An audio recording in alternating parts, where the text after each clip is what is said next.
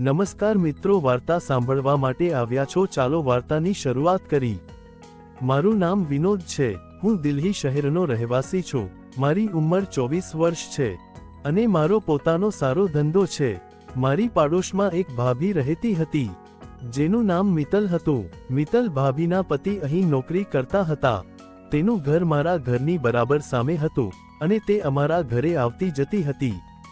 પહેલા વર્ષમાં માત્ર તેના સાસુ સસરા અને તેના પતિ સાથે રહેતા હતા। મેં ક્યારેય મારી ભાભી પર ધ્યાન આપ્યું ન હતું, પરંતુ એકવાર મેં તેને કોલોનીમાં ફંક્શનમાં જોઈ ત્યારે હું તેને જોઈને અચંબિત રહી ગયો હતો। તેનું શરીર પહેલા કરતાં સારું હતું। ભાભીનો રંગ ખૂબ જ ગોરો હતો। મને ભાભી સાથે ક્રિકેટ મેચ રમવાનું મન થતું। હવે હું ઘરે આવતી વખતે ભાભીને જોવા લાગ્યો અને મને ખબર નથી કે શા માટે મેં તેમના પર વધુ ધ્યાન આપવાનું શરૂ કર્યું। તે ઘણીવાર ઘરે ટૂંકા કપડાં પહેરે છે।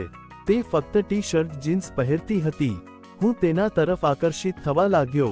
પહેલા હું તેની સાથે વધુ વાત કરતો ન હતો, પણ હવે હું તેની સાથે વાત કરવાની તક શોધવા લાગ્યો। આ રીતે મહિના પસાર થઈ ગયા। પછી એકવાર મેં મારી ભાભી સાથે વાત કરી। આ ફક્ત અમારી સામાન્ય બોલાચાલી હતી જે ભાભી અને મારી વચ્ચે થાય છે। એક દિવસ સાંજે હું બજારમાંથી ઘરે પાછો ફરી રહ્યો હતો। પછી ભાભીએ મને રસ્તા પર ચાલતો જોયો। મેં બાઇક રોકી દીધું। મને જોતાં જ ભાભીએ કહ્યું, તમે ઘરે જાવ છો? મેં કહ્યું હા। તેણે કહ્યું, મને પણ લઈ જાઓ। હું તેણીને હા કહી તેની પાછળ બેઠી અને હું ચાલવા લાગ્યો। તે મને બથ ભરીને બેસી ગઈ। રસ્તામાં એક સ્પીડ બ્રેકર આવ્યું, તેથી મેં ગાડીની ગતિ ધીમી કરી। બાઇક લઈને તેને સરળતાથી બહાર કાઢ્યું, પણ છતાં ભાભી થોડી આગળ વધી જેના કારણે તેનો કાંટો મારી પીઠને થોડીક સેકન્ડ મને વાગી ગયો। કોઈક રીતે હું ઘરે પહોંચ્યો અને ભાભી તેના ઘરે ગયા। મેં મારી ભાભી સાથે એક વિડિયો શેર કર્યો જેમાં હું ભાભીની મજાક ઉડાવી રહ્યો હતો, એટલે કે ભાભીને મજાકમાં કંઈક બોલ્યા પછી વિડિયોમાં મેં ભાભી પાસેથી કસ લીધું। અમે ડેટ શરૂ કર્યાને વર્ષ થયા હતા। એક દિવસ તેણે મને પૂછ્યું, વિનોદ, તારી કોઈ ગર્લફ્રેન્ડ છે? મેં કહ્યું હા। પછી તેણે કહ્યું, મને બતાવ। મેં તેને તેના અને મારા કેટલાક ચિત્રો બતાવવાનું શરૂ કર્યું। તે અચાનક ચોંકી ગઈ અને કહ્યું, તું પણ આ બધું કરે છે? મેં કહ્યું હા, જો આપણે હવે આ રીતે જીવીશું તો આ બધું કરીશું। તેણીએ કહ્યું, મેં ક્યારેય મારા બોયફ્રેન્ડની સાથે લગ્ન પહેલા હાથ પકડવા સિવાય બીજું કંઈ પણ કર્યું નથી। મેં કહ્યું, ભાભી, એટલે જ કદાચ તમને સાચી મજા વિશે કંઈ ખબર નથી। તેણે કહ્યું, આમાં શું મજા છે? દરેક પત્નીએ તેના પતિ સાથે આવું કરવું જ પડે છે। હું સમજી ગયો કે પરિણીત હોવા છતાં તેને ક્યારેય સાચું સુખ નથી મળ્યું। મેં કહ્યું, ભાભી, તમે એક બોયફ્રેન્ડ બનાવી લો જેથી તમને આ ખુશી મળે। તેણે કહ્યું, ના, આવું ક્યારેય નહીં થાય। જે પણ સુખ હશે મારા જીવનમાં તે હું જાતે જ મેળવી લઈશ। મેં પણ તેને કંઈ ન કહ્યું અને ઘરે આવ્યો।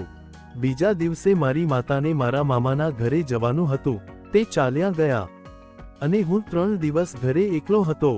ભાભી મારા માટે ખાવાનું રાંધવા આવતા હતા। આ વખતે જ્યારે ભાભી આવ્યા ત્યારે હું બપોરે સૂતો હતો। તેણે દરવાજો ખખડાવ્યો અને હું તે સમયે ચડો પહેરીને સૂતો હતો। તેમજ હું ગેટ ખોલવા ગયો ત્યારે જોયું કે મારી સામે ભાભી હતી। ભાભીએ કહ્યું, તને શરમ નથી આવતી? તો કેવી રીતે ફરે છે? તે શરમાઈને રસોડામાં ભોજન બનાવવા ગઈ। હું જઈને તેની પાસે ઊભો રહ્યો। તેણે કહ્યું, વિનોદ, તું કપડાં પહેરીને આવજે। તેણે ગુસ્સાથી મારી સામે જોયું અને કહ્યું, હું તારા ભાઈને આજે ફોન પર કહીશ। મેં તેને સોરી કહ્યું અને એ પણ કહ્યું, ભાભી, વર્ષ થઈ ગયા। હું તમારી સાથે એક માંગુ છું। તમે જે કહો તે હું કરવા તૈયાર છું, પ્લીઝ। તેણે મને થપ્પડ મારી અને હું ડરી ગયો કે જો ભાભી મને તેના ઘરે આ બધું કહેશે તો મારી ઇજ્જત બગડી જશે, પણ તેણે કશું કહ્યું નહીં અને તે પણ રાત્રે જમવાનું બનાવવા આવી હતી। આ વખતે હું કંઈ ન બોલ્યો, પણ જતી વખતે મેં કહ્યું, ભાભી, કંઈક કહો। તેણીએ કહ્યું કે હું પરિણીત છું। હું મારા પતિની છું। મેં કહ્યું કે હું તમારા પતિને છીનવી રહ્યો નથી। મારે ફક્ત તમારી સાથે એકવાર ક્રિકેટ મેચ રમવું છે। મેં તેણીને ખૂબ સમજાવવાનો પ્રયત્ન કર્યો। આખરે તેણીએ સંમતિ આપી અને કહ્યું, પહેલા મેં વચન આપ્યું હતું। ખાતરી કરો કે તમે આ બધું કોઈને નહીં કહેશો। મેં કહ્યું, ભાભી, કસમ, આ બાબત તમારી અને મારી વચ્ચે જ રહેશે। તેણે કાંઈ કહ્યું કે તરત મને મારા ભાઈનો ફોન આવ્યો. તેની સાથે વાત કર્યા પછી તેણે મને કહ્યું, હવે હું નીકળીશ, સવારે આવીશ. મેં કહ્યું, સવાર સુધી કેવી રીતે, હું રાહ જોઈશ. ભાભી મારા ગાલ પર થપ્પડ મારી અને હસતા હસતા ચાલ્યા ગયા. હવે હું સવારની રાહ જોઈ રહ્યો હતો. કોઈક રીતે રાત વીતી ગઈ અને 9 વાગે ભાભી આવી. તે આવતાની સાથે જ મેં તેનું સ્વાગત કર્યું. તે આવતાની સાથે જ તેણે કહ્યું, મેં ઘણું વિચાર્યું છે, આ ખોટું છે, પણ તેમ છતાં આ બધું અમારી વચ્ચે એક જ વાર થશે. મારી ખુશીનો કોઈ પાર નહોતો. મેં તેને કડી લીધી અને તેને કેપી ભરવા લાગ્યો. તે લગભગ કલાક સુધી મારા વાળમાં હાથ ફેરવતી રહી. અમારી વચ્ચે ઘણી બોલાચાલી થઈ અને અમારી મેચ ચાલુ રહી. અમે ઘણા સુખમાં હતા. થોડીવાર પછી ભાભી ઊભા થયા અને તેના ઘરે જવાનું હતું. મેં ભાભીને પૂછ્યું, તમે ફરીથી મળશો કે આજે પહેલી અને છેલ્લી મેચ હતી? તેણે કહ્યું, તમે મને પહેલીવાર આટલો આનંદ આપ્યો છે. હું તમને ના પાડી શકું તેમ નથી, પણ ધ્યાનમાં રાખીને બંધમાં તમારે સંયમ રાખવો જોઈએ. જ્યારે સારી તક હશે ત્યારે મારે તે કરવું પડશે. મને લાગ્યું કે તેણીએ જે કહ્યું તે બિલકુલ સાચું છે.